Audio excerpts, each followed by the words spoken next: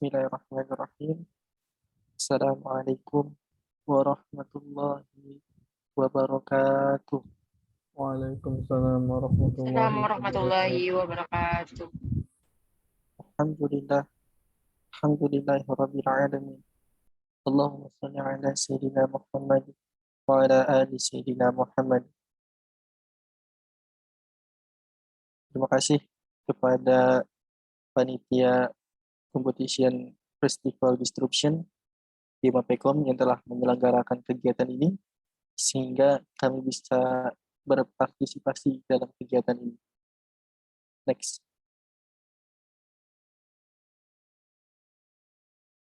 Sebelumnya, perkenalkan kami dari tim kelas 4A dengan saya Khairul Rozaki sebagai ketua kelompok dan ada Nirwani Pani serta Aditya. Di sini kami ingin menjelaskan proposal usaha yang berjudul Tumbas Keripik Caya, di mana keripik ini berbahan dasar daun pepaya Jepang dengan latar belakang. Next. Memiliki nama ilmiah Pseudoscolus aquatifolius, merupakan tanaman yang berasal dari Amerika Tengah. Nah, daun pepaya Jepang dan bahan bakunya merupakan jenis tanaman yang mudah untuk dibudidaya di Indonesia karena memiliki daun dengan tekstur dan bentuk yang menyerupai daun pepaya. Di Indonesia sendiri, daun pepaya Jepang ini hampir mudah untuk didapatkan karena merupakan salah satu jenis tumbuhan yang mudah untuk ditanam. Sehingga melalui kegiatan usaha ini dapat mengangkat dan mempromosikan makanan ini menjadi makanan populer di masyarakat. Pembuatan keripik daun pepaya Jepang ini merupakan suatu bentuk inovasi yang ingin kita perkenalkan ke masyarakat untuk memenuhi kebutuhan pangan. Keripik daun pepaya Jepang merupakan suatu terobosan baru dalam menyiasati minimnya pemanfaatan suatu bahan akibat kekurangan yang dimiliki oleh bahan tersebut. Adapun manfaat dalam hal kesehatan dibuktikan melalui beberapa penelitian dapat mencegah kanker. Antioksidan yang dikandung pepaya Jepang semacam kumarin, flavonoid, phenolphthalein, anthraquinone, dan phlobotanin telah berperan aktif mencegah radikal bebas penyebab kanker. Apalagi ditambah dengan kandungan beta-karotin, vitamin A, maka akan sangat membantu mencegah kanker getah bening, kanker serviks, dan paru-paru. Adapun visi dan misi dari perusahaan ini, visinya yaitu menjadikan Tumbas Keripik Caya sebagai brand image menu cemilan sehat homemade pilihan keluarga. Dan misinya yang pertama yaitu membuat produk yang inovatif, memberikan harga yang terjangkau, menyajikan makanan yang mempunyai citra rasa yang enak, lezat, dan bergizi. Selanjutnya ada mengutamakan quality service dengan memberikan pelayanan prima, dan terakhir mengutamakan quality control terhadap produk yang digunakan.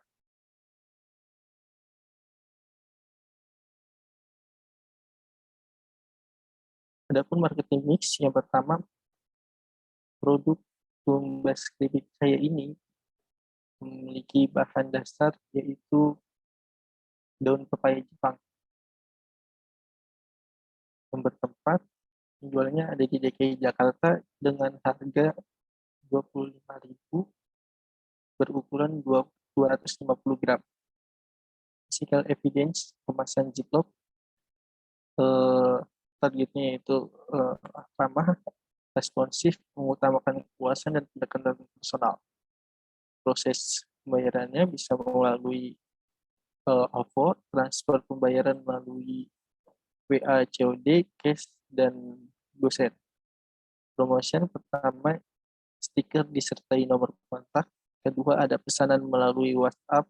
Yang ketiga, promosi melalui media sosial. Next.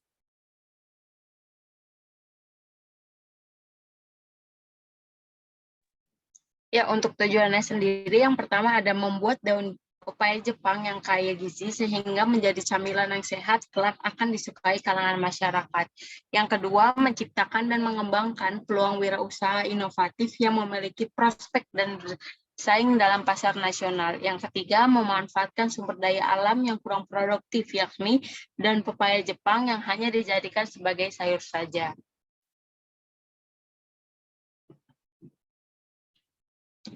Target pasar, tempat, dan pemasaran. Untuk target pasarnya, target pasar Tumbas Keripik Cahaya adalah untuk anak-anak, remaja, dewasa, dan orang tua. Tumbas Keripik Cahaya juga diperuntukkan untuk orang-orang yang sulit mengkonsumsi sayur karena Tumbas Keripik Cahaya juga sudah mencakup sayuran. Target pasarnya itu kita berjualan secara langsung di Jalan Udayana, RT 2 RW 3 nomor 32 dan di media sosial secara online. Untuk target pemasarannya itu kita yang pertama melakukan penyebaran brosur disertai nomor kontak melalui pesanan melalui WhatsApp, yang ketiga promosi melalui media sosial, dan keempat itu mengikuti bazar dan membuka stand-stand.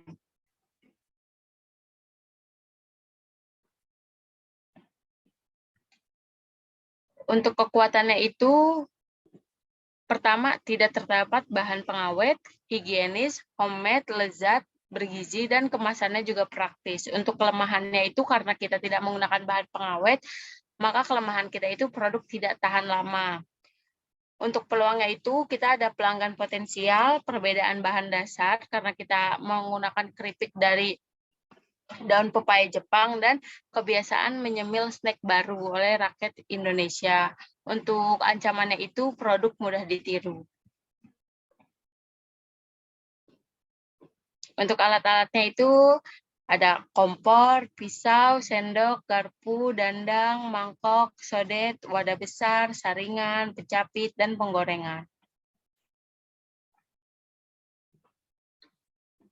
Untuk bahan-bahan dasarnya itu ada tepung beras, garam, bawang putih, minyak goreng, penyedap, bawang merah, cabai rawit, dan pepaya Jepang, bumbu dapur, terigu, dan sebagainya.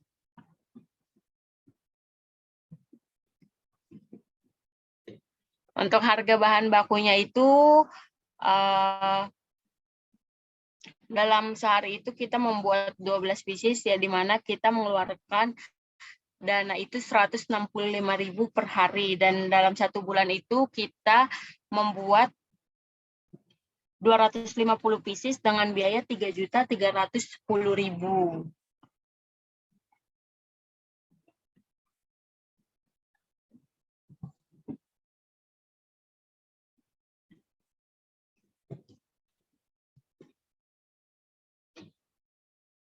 Untuk jumlah biaya lain-lainnya itu per hari ada 20.000, di mana per bulannya itu karena kita produksi selama sebanyak 20 kali atau 20 hari menjadi 400.000, dan total biaya produksi per bulannya itu ada 3.710.000 rupiah. Selanjutnya akan dijelaskan oleh rekan saya, Adit. Terima kasih kepada Nirwani yang sudah menjelaskan sebelumnya. Oke, di sini kita masuk ke perhitungan harga jual. Yang pertama ada harga pokok produksi, kita tambah profit atau pendapatan kita dikali harga pokok produksi. Lalu dibagi unit, yang mana harga pokok produksinya itu 185.500 ditambah lalu dibuka kurung dengan keuntungan kita yaitu 40% dikali 185.500 lalu dibagi 12 unit. 12 unit ini itu kita pembuatannya itu 12. Kemudian setelah itu kita jumlah dengan hasil 185.500 dijumlah 74.200 lalu dibagi 12 unit. Kemudian dapatlah hasil dengan jumlah 259.700 dibagi 12 dan hasilnya 21.641.